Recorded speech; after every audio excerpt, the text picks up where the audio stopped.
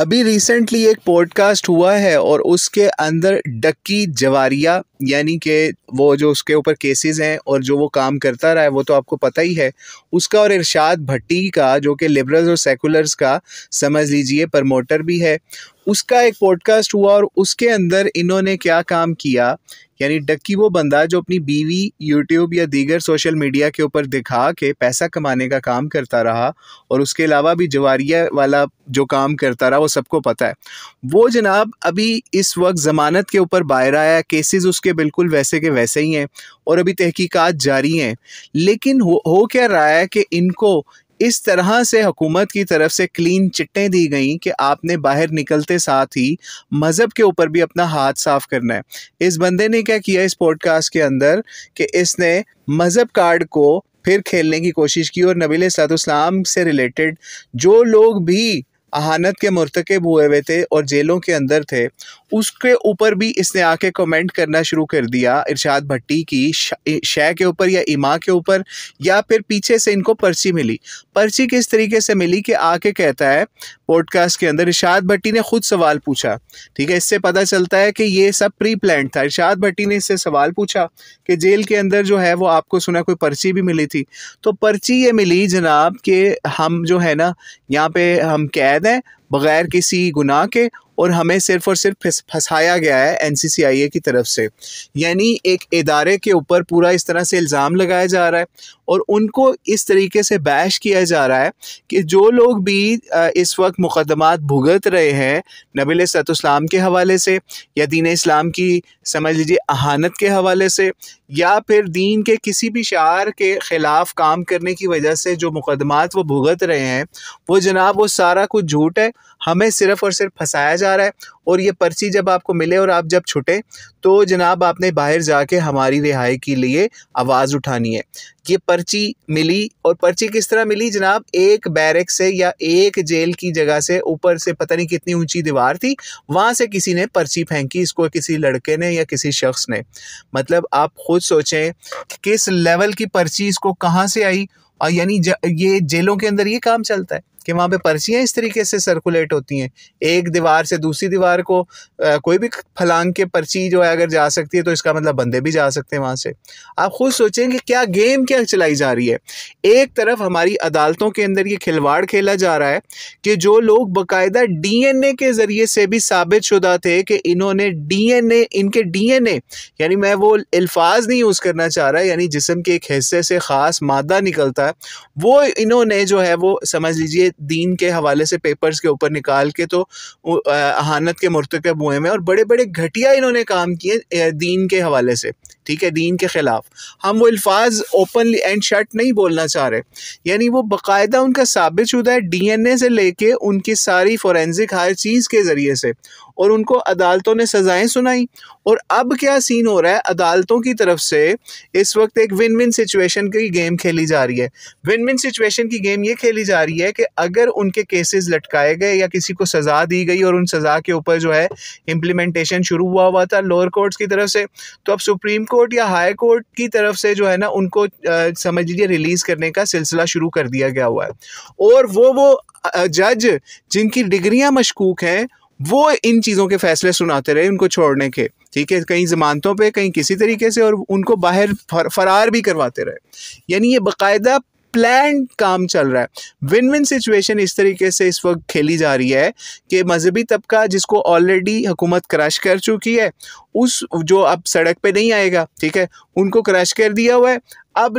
3-4 साल अगर कोई अंदर रह चुका है, अपनी कुछ ना कुछ सज़ा का कुछ हिस्सा काट चुका है, तो जनाब वो मजहबी तबका भी ठंडा हो गया उस वक्त के जनाब इसको लोअर कोर्ट ने तो सज़ा दे दी हुई थी। लेकिन अब जब लोगों की तवज्जो इससे हटा के मजहबी तबके को या उनकी लीडरशिप को क्रश करने के बाद उनको जो है उनके केसेस ख़त्म करके उनको ज़मानतों पे रिहाइयाँ दिलवा के या बहाने दे के कि जनाब कोई सॉलिड एविडेंस नहीं है, इवन DNA भी साबित हुए हैं, फिर भी उनके सॉलिड एविडेंस ये लोग मानने के इनकारी हो रहे हैं जज, क्योंकि पीछे से पर्ची आई हुई है उनको भी, तो फिर वो बंदे रिलीज़ कर करके छोड़े जा रहे हैं। और कैसर अहमद राजा साहब, जिनको जब इन लोगों ने ये इस तरीके से इस मामले के अंदर भी मुख्तलिफ पॉडकास्ट में भी कहा कि जनाब, जैसे फरनूद आलम ने भी कहा कि ये जो है जनाब, ये लोग तो इन्होंने बिजनेस बनाया हुआ है इस चीज़ को कि लोगों को अंदर करते हैं दीन के नाम के ऊपर, उनकी अहानत के नाम के ऊपर पैसा कमाते हैं, और ये पूरा एक बिजनेस ग्रुप बनाया हुआ है। उन्होंने फिर बाकायदा अदालती रिपोर्टों से साबित किया कि ये बंदा झूठ बोल रहा है, और वहाँ पे वो बंदा पॉडकास्ट में लाजवाब हो गया। यानी कौन? जो फरनूद आलम वहाँ पे उनके सामने बैठा हुआ था। और दूसरी तरफ इस लेवल की गेम चल रही है इंटरनेशनल इस्टेब्लिशमेंट के साथ मिलके कि उनके केसेस के लिए ईमान मज़ारी, जो कि इसकी बैक के ऊपर इस प्रोटेक्शन कर रही है इस तरह के लोगों की या अहानत करने वाले लोगों की, उसके केस के पीछे कौन जा रहा है? वहाँ पे नॉर्वेजियन एम्बेसडर भी वहाँ पे उसके केस के अंदर हाजिरी देने जा रहा है, या फिर उसको सपोर्ट करने या मुलाकात करने के लिए। तो आप खुद सोचिए कि यूरोप का एम्बेसडर पाकिस्तान में क्या क्या गुल खिलाता फिर रहा है, और पाकिस्तान जो है वो सोया हुआ है। पाकिस्तान की एम्बेसीज, पाकिस्तान का फॉरेन ऑफिस, पाकिस्तान की हुकूमत सोई हुई है इन सब चीज़ों के ऊपर, और विन विन सिचुएशन गेम खेल रही है कि अच्छा कुछ साल जो है ये इन जो नबी इस्लाम के ख़िलाफ़ या सहाबा के ख़िलाफ़ या अहले बैत के ख़िलाफ़ या फिर दीन के शार के ख़िलाफ़ जो है बकवास करने वाले जो हैं, उनको अब अगर 3-4 साल अंदर रख लिया या 2 साल अंदर रख लिया, अब उनको छोड़ने का सिलसिला चुप करके शुरू कर देते हैं। उधर दीनी तबका भी खुश हो जाएगा कि बड़ा अरसा अंदर तो रहे ना, और दूसरी तरफ जो करने वाले हैं इस तरह की बगैरतियाँ, वो भी खुश हो जाएंगे। और बाकायदा वो लोग बाहर जा के किस तरीके से क्या मामला गुल खिलाएंगे वो आप देखिएगा। और ये चीज़ यहाँ पे आखिर में मैं आपको ये भी बताता चलूँ कि आज से तकरीबन अगर हम 5-6 साल पीछे चले जाएं, हम लोग फेसबुक पे और सोशल मीडिया पे, यूट्यूब, हर जगह पे अवेलेबल थे, और हमने वहाँ पे उस वक्त देखा कि एक अजीब सा नबी इस्लाम के ख़िलाफ़, इस्लाम के ख़िलाफ़, सहाबा के ख़िलाफ़, अहले बैत के ख़िलाफ़, नबी इस्लाम की अज़वाज बेटियों तक के ख़िलाफ़ एक अजीब जो है ना, समझ लीजिए, मामला शुरू किया हुआ था लोगों ने।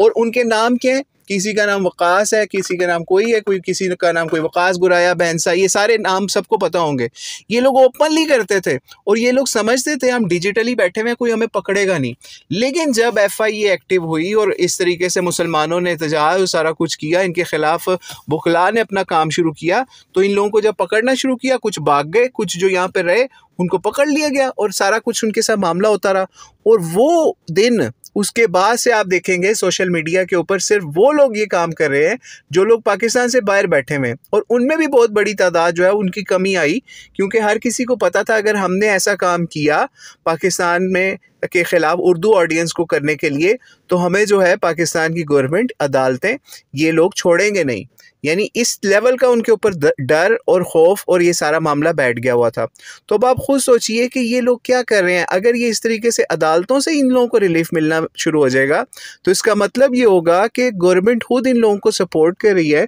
कि जनाब आप जो मर्ज़ी करो, आपने थोड़े दिन अंदर रहना, उसके बाद आपको प्रोटेक्शन मिल जानी है। तो अल्लाह ताला से दुआ है अल्लाह ताला पाकिस्तान को ऐसे हुक्मरान अता करे, ऐसी अदलिया अता करे जो दीन के हवाले से इस तरह का कोई भी गलत काम करने वालों की प्रोटेक्शन करने वालों की, समझ लीजिए, उनकी किला कमा करने का या उनको ख़त्म करने का, जड़ से उखाड़ने का काम करे। ये ना हो कि इस वक्त सहाफ़ी हो, चाहे इरशाद भट्टी हो, चाहे डक्की जवारिया हो, वो लोग भी इस